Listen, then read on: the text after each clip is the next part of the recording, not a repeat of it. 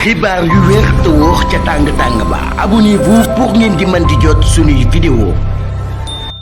jërë ngeen jëf ci ànd ak ñun ci chaîne bii di Buzz 221 HD dañu koy tàmbali tey jii ci assemblée nationale ginnaaw bi nga xamee ni daan nañu tuddoon ay député ci mbirum fonds force Covid 19 bi ñoom ñi ki ci yooyu ci turu Moustapha Diop ak Ndeye Saly Diop nekkoon ay député waaye tamit nekkoon ay ministre ci jamonoy Macky Sall tey jii demoon nañ ci kanamu assemblée nationale ba ñu leen doon déglu ngir nag mën a lever seen immunité parlementaire. Assemblée nationale kon tey ci àjjuma gi 2 mai daan nay lever immunité parlementaire ñaari député yi di Moustapha Diop ak Ndeye Saly Diop Dieng 116 députés ñoom ñoo voté ngir ñu daal di dindi seen baraanu kiirlaay waaye juróom-ñetti député kon ñoom ñoo voté ngir wane ne nag d'accorduñ ci boobu lépp lever immunité parlementaire waaye nag amul benn député daal boo xam ne dafa toog rek daal ni man damaa neutre maanaam daal kon zéro abstention moom moo daal di am ci loolu la mbir waaye ba tey nag ñaari député yooyu yëpp nag kon daan nañuy ñëwoon. génn nag défendre seen bopp ci li nga xam ni moom lañ leen di tudd waaye nag jamono ji kon mën nañu wax ne mbir mi ngi ci loxo haute cour de justice moom mii nga xam ne nag moom moo compétent ngir occuper ñaari cas yooyu yi nga xam ni dañoo am ay privilèges de juridiction ñoom ñaar ñi ñu nekkoon ay ministre jamonoy Macky Sall ca fàttali haute cour de justice bi nag maanaam mbir la boo xam ni loi la boo xam ci constitution bi moom moo ko daal di prévoir ndax nag ñu fàttali ni Mamadou Dia haute cour de justice boobee ci lañ ko yóbbu woon ginnaaw ba ñu daal di koy àtte tëj ko maanaam giiru dundam 1974 daal di koy baal Idrissa Seck yóbbu woon nañ ko ci kanam haute cour de justice jamonoy Ablaye Wade waaye kon mën nañu wax ni nag jamono jii daal ñi nga xam ni ci jamonoy Macky Sall daal la ci amat ay ministres yoo xam ni haute cour de justice mi ngi leen di topp haute cour de justice bi nga xam ne ñu ngi ko gëj a activé depuis 2014 la ñu ko doon jëfandikoo boobu la haute cour de justice. Moustapha Diop ñu ngi koy tudd ci mbirum 930 millions yoo xam ne nee nañ daf koo laal ba pare mënu ko daal di justifié ki nga xam ni. moo di Ndeye Saly Diop ñu ngi koy tudd ci turu 50 millions ak ñaari climatiseurs yoo xam ne tamit daal liñ ko joxoon ci koppar loolu yi la ca mënul justifié kon ñoom ñaar mbir mi mën nañu wax ni mi ngi ci loxoy yoon ci kanamu haute cour de justice fa la mbir moomee war a leeree. ci mbirum luubal ci wàllu jëm ci wàllum koppar ci la ñuy des audit des finances publiques am na ab lettre boo xam ne ministre bii daal daan na koy jot ginnaaw bi nga xamee ne cour des comptes moom moo ko daal di jox loolu nag daal mi ngi jëm ci ab audit bu jëm ci 2019 jàpp 2024.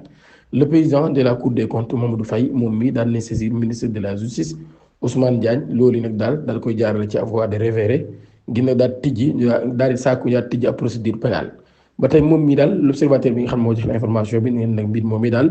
mi ngi jógee nag ci ab document boo xam ne daal na koy jox wala nag document bu sensible la ay pièces yu doy waat daal ci nekk ngir nag daal ay mbir yoo xam ni mbir yu suspect la loolu yi moo daal di am kon. ci loolu nag daal ñu ngi ci ay compte bancaire yoo xam ne ay anciens ministres lañ ak ay ministres délégués chargé des finances ak nag daal ci même source boobu ba tey ni ay dignitaires yu bëree bëri ci régime Macky Sall ñoom ñi daan nañ leen di viser ci boobu la mbir lu ëpp ci fukki nit daal toll nañ ci donc ay hauts fonctionnaires ñoo xam ne doon nañ liggéeyee ci trésor public ak sax ci ministère des finances ñoom ñi mbir mi ñoom la concerné. ba de ci boobu la nit daal mbir tamit ab réunion technique daan nañ koy amal ngi ci assemblée pour nag procureur finance bi. ak magistrat yi nag daal di désigner ay officiers de police judiciaire yu spécialisé ci boobu la mbir ngir nag daal mën nañu wax ne kon rencontre boobee mooy wane ni rek tijji boobu lépp dossier wala commencement tijji boobu lépp dossier. ba tey nag daal dinañ amal kon ay investigation ci boobu la mbir division des investigations criminelles dik ñoom ñoo koy def loolu yi la Le Quotidien daal di xamle. ba tey l'Observateur daal di xamle nag 8 dossiers daal la ñu jàpp ne yooyu yi daal mooy 8 dossiers la kon yooyu lay mbir. nag daal te tudd nañ ci ay nit yoo xam ne ay kilifa lañu woon ci li nga xam ni moo di jamono yi Macky Sall kon ñooñu ñëpp daal bu ñu moytuwul nag nar nañu dugg ci guuta ginnaaw bi nga xam ne ni ñu ngi leen tudd ci ay mbirum luubal ak yu ni mel. Université de Bambey étudiants yi daan nañu décréter 48 heures de grève étudiants yi nekk ci université Alioune Diop de Bambey ñoom ñi daan nañu décréter am mot d'ordre bu 48 heures de grève au terme de l'assemblée générale tenue hier mercredi. ñoom ñi nag daal ñu ngi sàkkoon ñu daal di àggale travaux yi nga xam ne doon nañ ko fa amal maanaam tabax yàq yenn mel ca campus ba waaye nag daal ngir nag ñu daan nag mën a accueillir étudiants yu bees yi nga xam ni ñoom la ñu orienté foofu loolu kon moo tax ñoom ñu amal yooyu lépp manifestation démb la woon 1er mai muy bis bi nga xam ni moom lañ jagleel liggéeykat yi ci loolu yi premier ministre ak Ousmane Sonko daal nañuy daje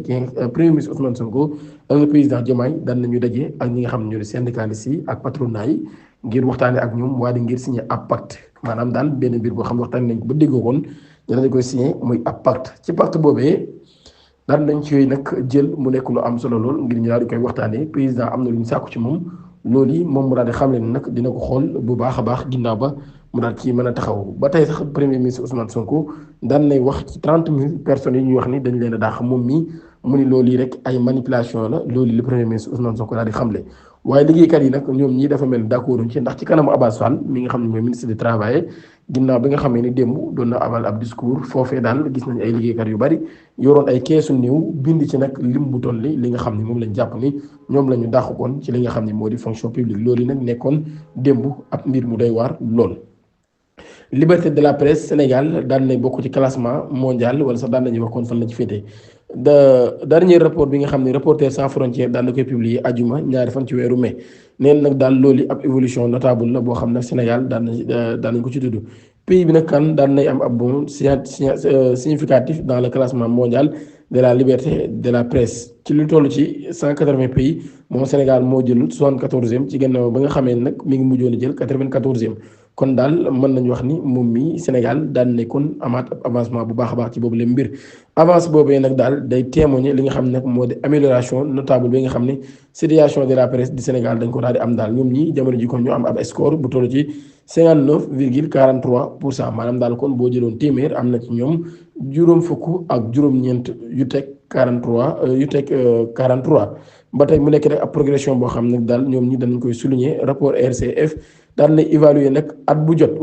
dina évaluer état ak liberté bi nga xam ne presse bi daan na koy am ci àdduna bi yëpp mu nekk ab rapport complet kon Sénégal daal daan nay bokkoon ci ñi nga xam ni moo jël 74e place loolu yi nag nekk nag ab décision boo xam ni wala sax loolu yi nag nekk loo xam ne dafay wane rek indépendance waaye tamit dafay wane Sénégal kon fi nga xam ne toll na ci wàllum liberté ak li nga xam ni moo di wàllum indépendance. course ba nga xam ne doon na am ci autoroute ba tribunal bi daan ne condamné ñaari chauffeurs yooyu yoroon camions yi tribunal des flagrants délits de Pikine Guédiawaye daan na jugé ñaari camionneurs yooyee mu ñaari chauffeurs yi nga xam ni ñoo jote woon ci ab course bu spectaculaire lool amoon 20 avril bi ñu weesu kenn ki di woo ci Mahma Niancho Sané moom mii nag moo daal di bokkoon beneen camion ginnaaw ba nag daal mu daal di daw daal di dem ca port autonome de Dakar moom mii ñu daal di koy topp ba jàpp ko ñu ngi koy toppee mise en danger de la vie d'autrui maanaam daal dugal nit dundu doomu aadama ci ak guuta délit de fuite et dommage à la propriété mobilier d'autrui man daal ñu ngi koy toppee tamit daw gi nga xam ne daw na ko waaye yàq gi mu yàq oto kaneen ki nag daal di Mbacke Diouf ñu ngi koy toppee mise en danger de la vie d'autrui ba tey maanaam daal dugal guuta ci dundu doomu aadama ñoom ñaar ñi daan nañ leen di atte ñu daan nangu nag ñoo def lu ni mel procureur de la République nag daan nañ sàkk woon ñetti at yi kaso ci ñoom ñaar yëpp ak amende bu toll ci 2 millions de francs CFA ak ñu annulé permis de conduire bu Niancho Sané keneen ki ñu daal di koy tëj ñaari at laaj ko lu toll ci 500 000 de francs CFA waaye daal ci procès boobee Niancho Sané daan nañ ko condamné ñetti ati kaso amande ko lu toll ci 1 million de francs CFA daal di annulé permis de conduire daal koy tere tamit daal mu daal di am permis fii ak juróomi at kon mënatul am permis Mbacke Diouf ñaari koy tëj juróom-benn weeri kaso moom mii nag daal ci ginnaaw ba moom Mbacke Diouf mi daal daan nañ ko tëj kon juróom-benn weeri kaso yoo xam ne moom lay tëdd waaye tamit daal di wax nag daal fii ak juróom-benn weer moom mii du mën a am kon li nga xam ne moo di permis di leen jaajëfal bu baax a baax ci ànd ak ñun ci chaîne bi di Buzz 221 HD di sàkk ngeen abonné suñu chaîne te activé cloche de notification bi pour bañ a rater yeneen vidéo jërë ngeen jëf